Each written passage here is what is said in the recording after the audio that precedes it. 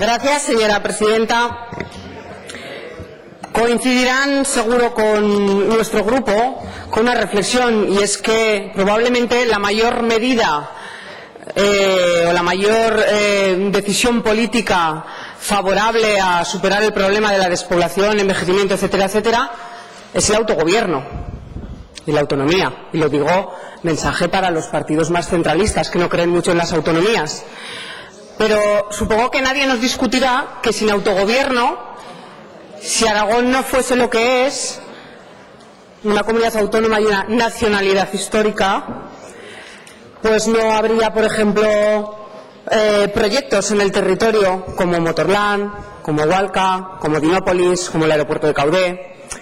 No existirían las comarcas, que fue el instrumento que se consideró más adecuado y probablemente el único posible para llevar los servicios en una igualdad aproximada de calidad a todas las personas, vivieran donde vivieran, para hacer la vida más atractiva e invitar a que la gente se pueda quedar a vivir allí. No habría un fondo de cooperación municipal, que recuerdo a sus señorías que la financiación de los municipios es una responsabilidad estatal, y gracias a nuestro autogobierno la comunidad autónoma decidió ya hace muchos años contribuir a esa financiación incondicionada de los municipios. No sé si estarían, desde luego, las inversiones que se han hecho en la nieve, y estarían las estaciones de esquí, que supone pues una dinamización de la economía tan importante en esas zonas. No creo que se hubiesen hecho las inversiones que se han hecho en carreteras autonómicas, ni que tuviésemos la red de las infraestructuras eléctricas y gasísticas que hay en nuestra comunidad autónoma, y que sin duda contribuyen a mejorar la calidad de la vida en el medio rural y a facilitar que haya empresas que puedan instalarse en el territorio y no solamente concentradas en las grandes ciudades.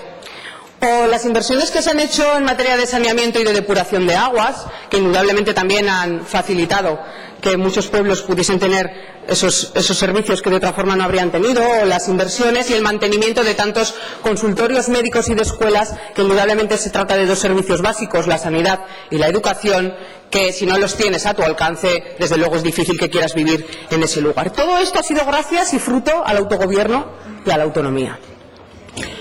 Todos los gobiernos, y lo he dicho esta mañana también, todos los gobiernos de diferentes colores, y también me atrevo a decir que todos los grupos políticos en Aragón hemos tenido la sensibilidad, yo creo que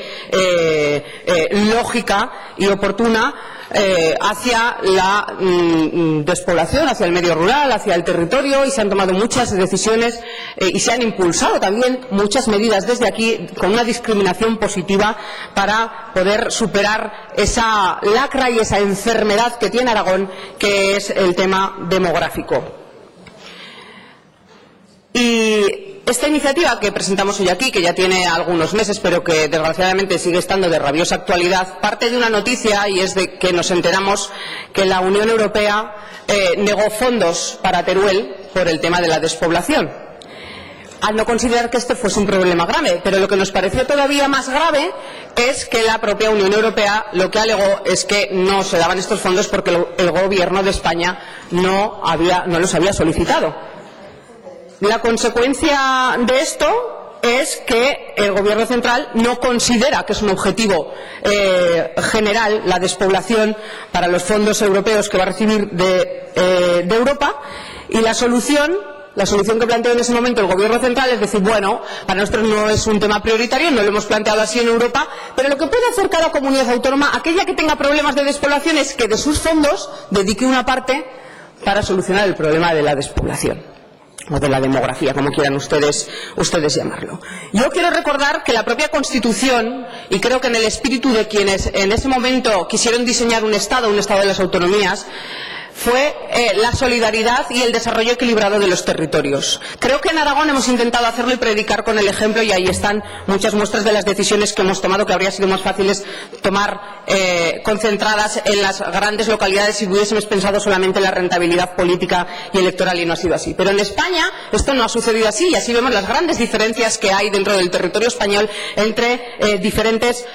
zonas, ya no digo comunidades autónomas, sino zonas que desde luego unas se han desarrollado infinitamente infinitamente más que otros. Es paradójico que, siendo que España sí que en su documento, en el acuerdo de la Asociación de España 2014-2020, recoge específicamente un objetivo transversal que tiene